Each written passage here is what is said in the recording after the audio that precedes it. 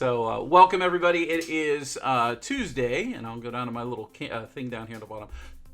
February 18th, 2025. We are here tonight on our Tuesday webinar. You guys are always welcome to join us. For those of you watching on Facebook, you're welcome to jump in the room. We'll do an open Q&A session after the class. Tonight, it's real light material. Nothing crazy fancy here. Nothing out of the ordinary. We are going to do a class on the lines effect.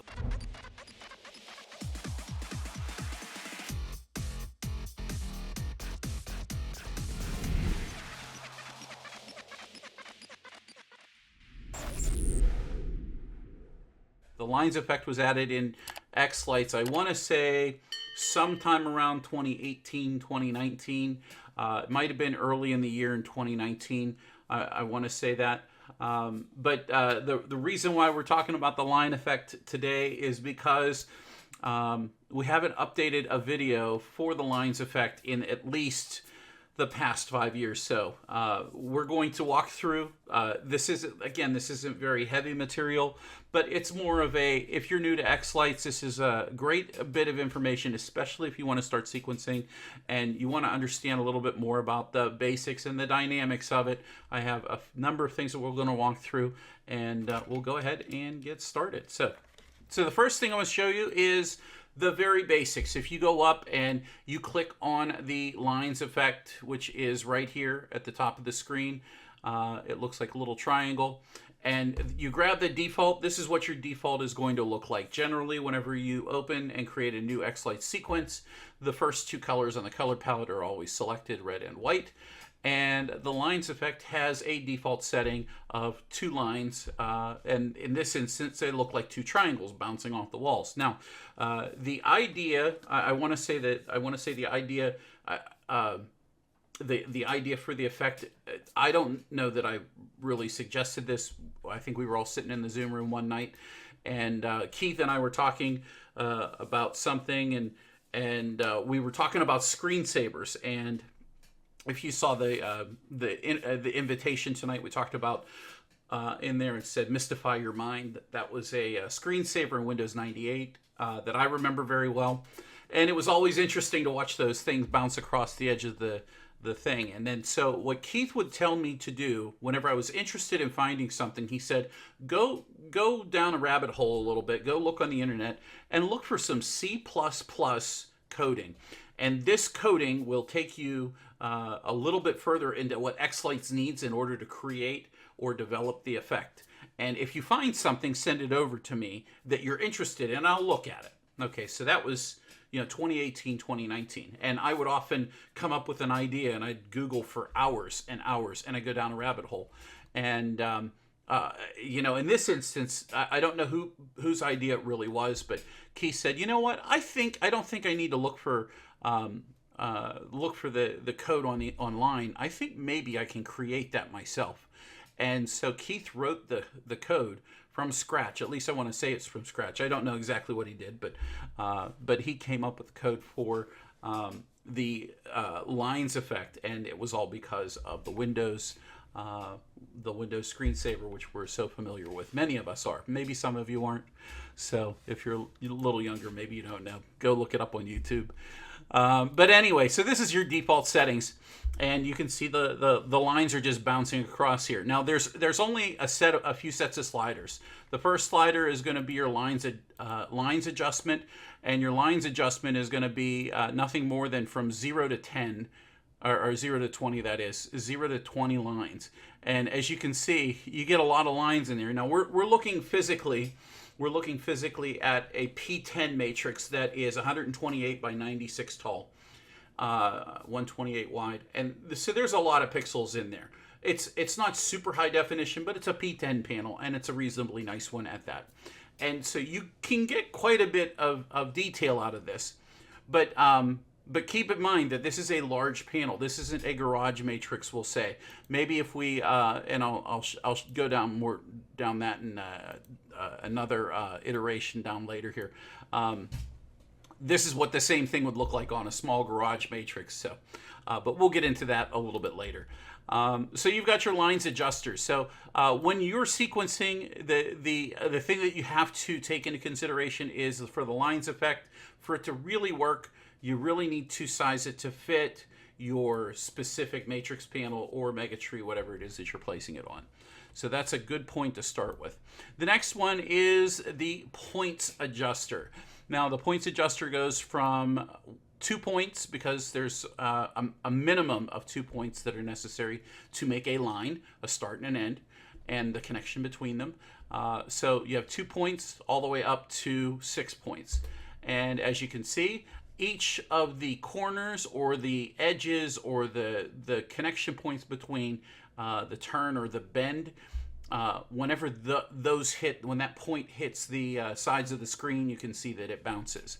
So you can have quite a bit of fun whenever you change the number of points, and it really does make a difference. When we get down to the end, I'll show you some of the interesting things that you can come up with, or where you can start looking to come up with interesting things.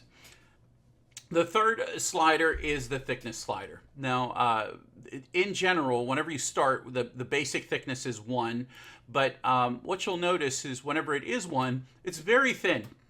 So the smaller the matrix, you know, again, we'll get more into this. The smaller the matrix or the larger the matrix, you might want to thicken it up a little bit and give it a little bit more boldness to it. Remember, anytime you're using any of these effects, you can always come into your layer setting box and you can play around with some of the zoom features. You can zoom in. Here's one-time zoom. So, well, we zoomed in to 2.0.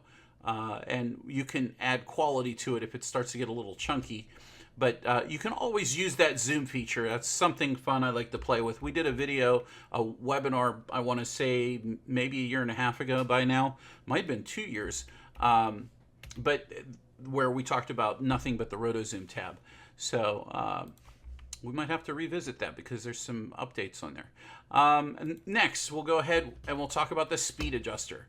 And just like it sounds, if you're familiar with xLights, you know that you can, some effects you can speed up and slow down, like the pinwheel can go faster, the fan effect can go faster, single strand can go faster. So there's a number of options whenever it comes to this. In this case, you've got, you know, a number of different options. The base number, what was the base number? I want to say it was 2, or no, it's 1. Base speed is 1. So, we'll go back to the speed adjuster there, and you can see you can speed it up or slow it down. And it's nice because, you know, this is where you can kind of start to see it fitting along with the pace of the song that you're working on if you're sequencing.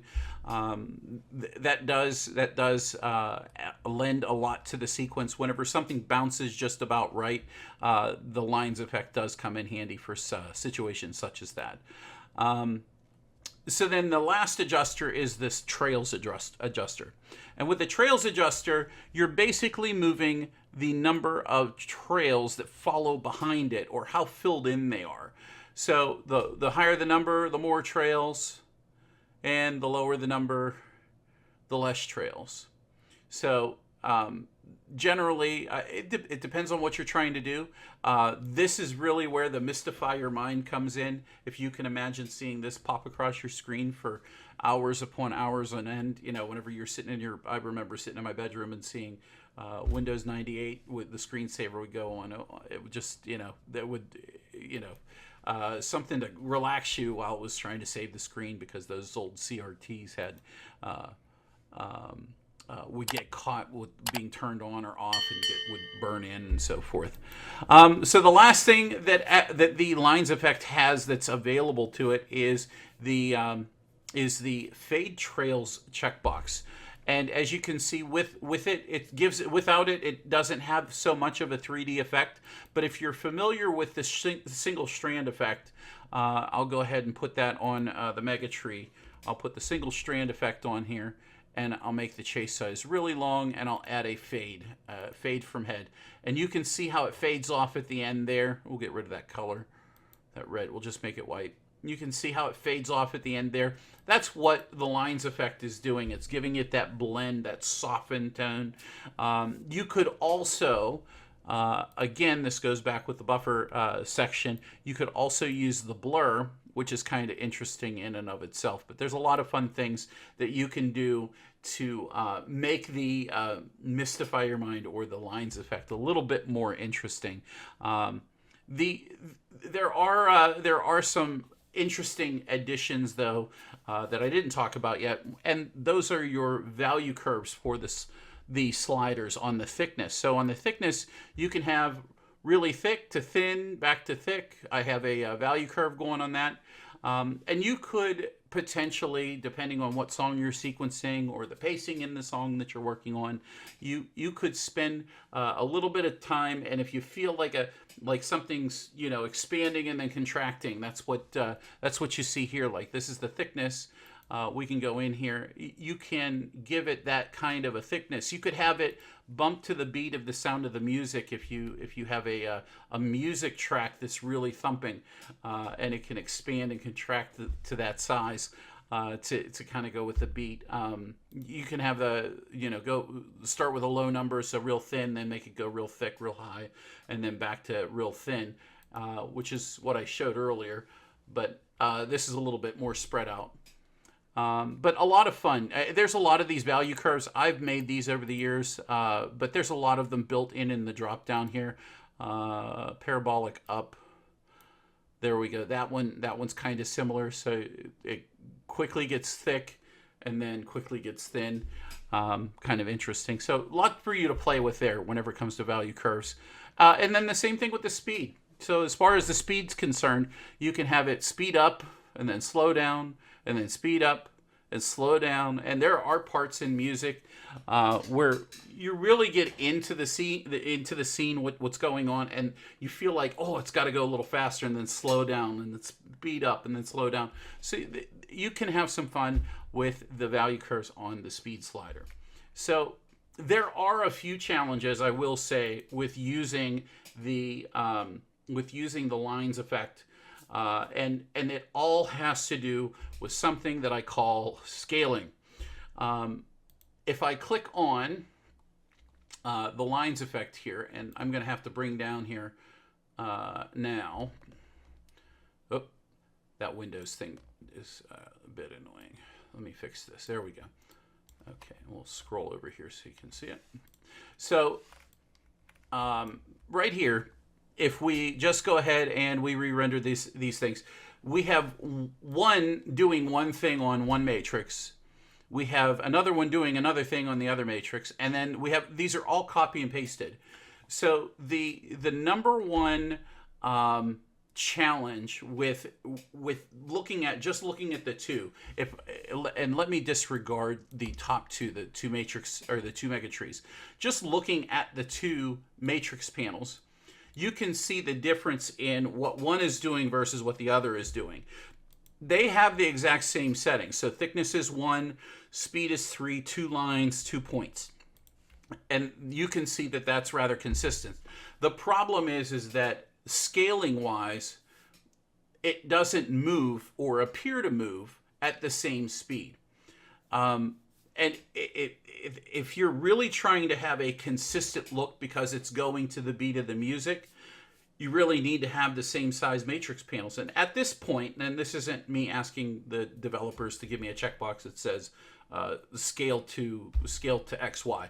I'm not asking for that. But what I'm saying is be careful if you expect this to transpose automatically to something else. It's something that it's just innate in the lines effect. The other thing that is rather interesting as well is the inconsistency between them whenever you render them on two different props or two different things. Every time you click on an effect, you will re-render it. But unfortunately, fortunately, I don't want to call it unfortunately. Part of the product of the lines effect is that it is always random. You never ever are guaranteed to get the exact same lines effect as whenever, let's say, I would generate it and you map it into your sequence, and that could be a problem. So what I recommend is if you like a particular lines effect and it's on a matrix what you want to do is you want to click on the matrix column there over on the left hand side and go to model and export selected model effects. And what that will do is you can render out a video, you can render out an MP4, you can render out an AVI or a GIF. It's GIF is pronounced GIF for most of you who want to argue. And you can export that and use that in the sequence if consistency is of the utmost important for that effect to properly apply and run the way that you think it should, or the way that you like it. But keep in mind, anytime you re-click on the effect, it re-renders it, and it possibly is going to randomize it another way. So as you can see, the scaling is not the same. The speed isn't the same. If we go back to the speed here, you can see on the smaller matrix panel, you might actually have to slow it down just a little bit in order for it to pace these. But not only that, but also the size. You may not be able to put as many trails on there. So scaling, size, speed, and randomness all play a part in using the lines effect. If you're trying to have duplication, that could be an issue for you. So just be advised, be aware of that whenever you're messing around with it. So let me pop up the questions here real quick. Oh yeah, you guys are laughing about the C++ stuff, of course. Yeah, I never coded. Like, I worked in a restaurant, so that wasn't that wasn't my thing. Okay, so let's get into the variations. And if you're sequencing, if you want to mess around with sequencing, I have some very generalized things that you can try on your own that are fun to kind of get the grips with and mess around with. So first of all, one of the things that, and I'll get rid of this because we don't need the house preview anymore. We have right here, we have a couple lines, and I think I kept them pretty consistent across all of these. We have a couple lines, and I've used some layer blending, and these are kind of the effect variations.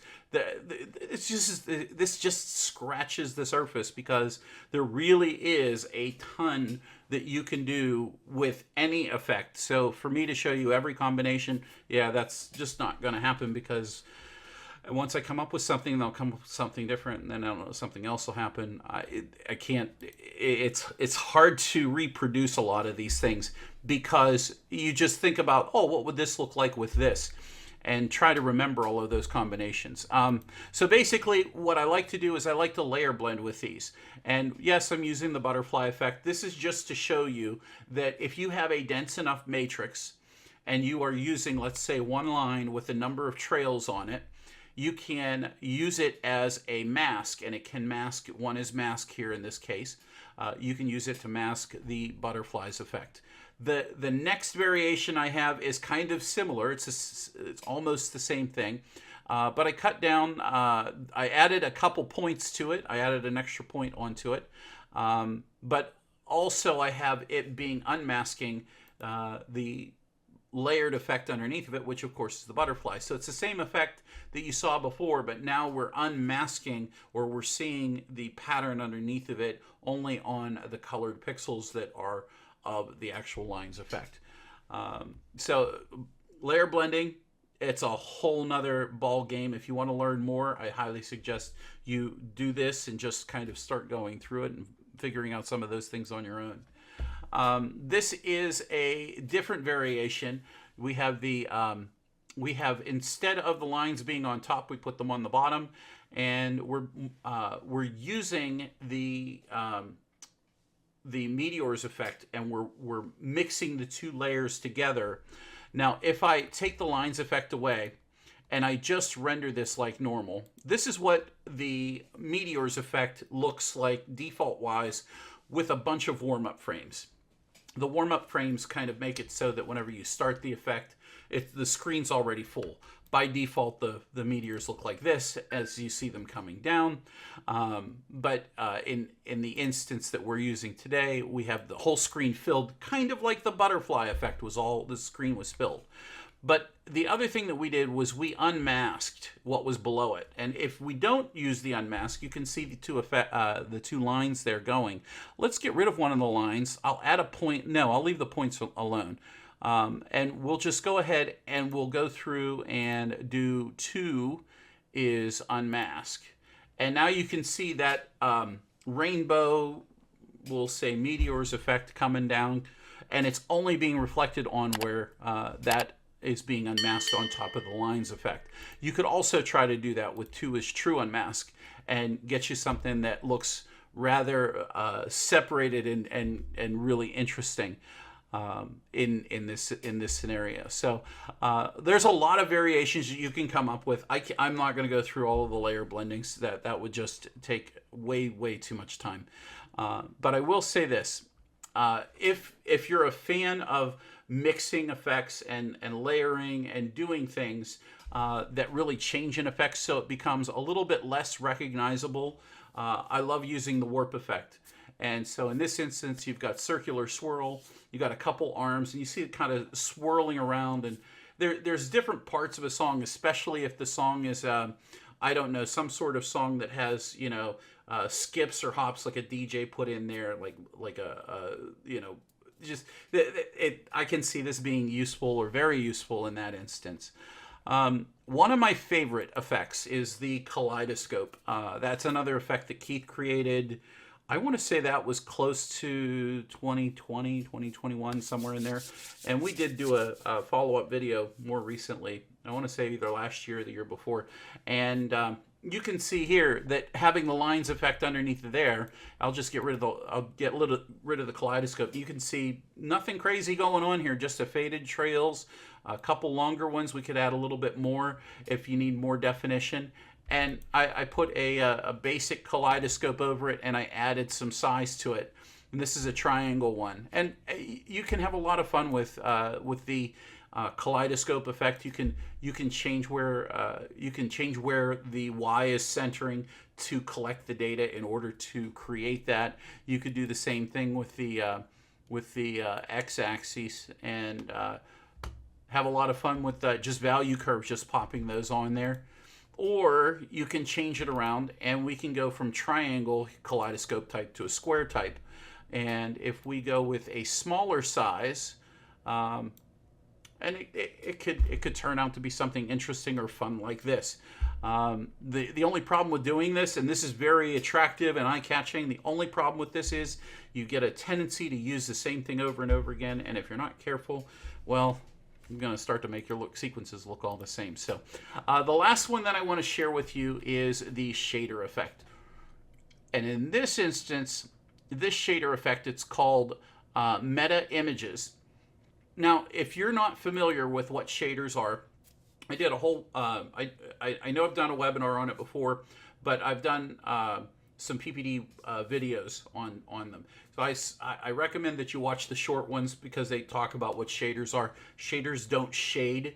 What they do is they are a simple or sometimes simple. Some of them are complex, depending on the shader. Some of them are simple, and they run off of the graphics card on your computer. And basically, in this instance, this shader will multiply or replicate or create what they call a meta image. The person who wrote this shader, I downloaded this. If you go to the downloads, it was on here. It was under M for meta image.